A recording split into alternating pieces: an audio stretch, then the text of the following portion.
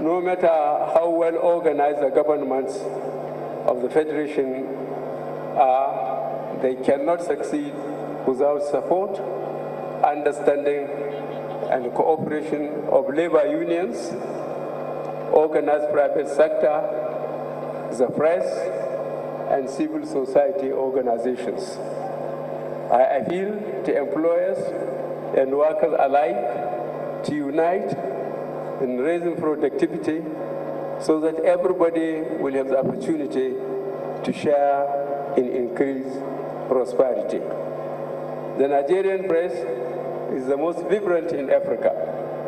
My appeal to the media today, and this includes the social media, is to exercise its considerable powers with responsibility and patriotism. My appeal for unity is predicated on the seriousness of the legacy we are getting into. With depleted foreign reserves, falling oil prices, leakages, and debts, the Nigerian economy is in deep trouble and will require careful management to bring it around and to tackle the immediate challenges confronting us, namely Boko Haram, the Niger Delta situation, the power shortages, and unemployment, especially among young people. For the longer term, we have to improve the standards of our education. We have to look at the whole field of Medicare. We have to upgrade our dilapidated physical infrastructure. The most immediate is Boko Haram's insurgency. Progress has been made in recent weeks by our security forces, but victory cannot be achieved by basing the command and control center in Abuja. The command center will be relocated to Maiduguri and remain until Boko Haram is completely subdued.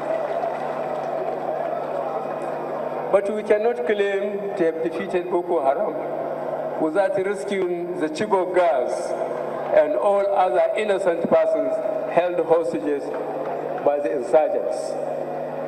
This government will do all it can to rescue them alive. Boko Haram is a typical example of small fires causing large fires. An eccentric and unorthodox preacher with a tiny following was given posthumous fame and following by his extrajudicial murder at the hands of the police.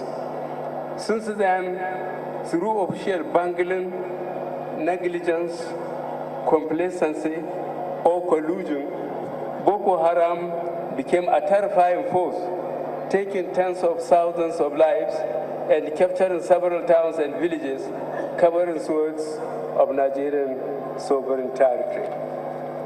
Boko Haram is a mindless, godless group who are as far away from Islam as one can think of. At the end of the hostilities, when the group is subdued, the government intends to commission a sociological study to determine its origins, remote and immediate causes of the movement. It sponsors the international connections to ensure that measures are taken to prevent a recurrence of this evil. For now, the armed forces will be fully charged with prosecuting the fight against Boko Haram. We shall overhaul the rules of engagement to avoid human rights violations in operations. We shall improve operational and legal mechanisms so that disciplinary steps are taken against proven human rights violations by the armed forces. Boko Haram is not only the security issue bedeviling our country. The spate of kidnappings, armed robberies, herdsmen farmers clashes, cattle rustlings, all help to add to to the general air of insecurity in our land. We are going to erect and maintain an efficient, disciplined, people-friendly, and well-compensated security forces within an overall security architecture. The amnesty program in the Niger Delta is due to end in December, but the government intends to invest heavily in the projects and programs currently in place. I call on the leadership and people in these areas to cooperate with the state and federal government in the rehabilitation programs, which will be streamlined and made more effective. As ever, I'm ready to listen to grievances of my fellow Nigerians. I extend my hands of fellowship to them so that we can bring peace and build prosperity for our people. No single cause can be identified to explain Nigeria's poor economic performance over the years than the power situation. It is a national shame that an economy of 180 million generates only 4,000 megawatts and distributes even less. Continues tinkering with the structures of power supply and distribution, and close to United States $20 billion expended since 1999 have only brought darkness, frustration, misery, and resignation among Nigerians. We will not allow this to go on.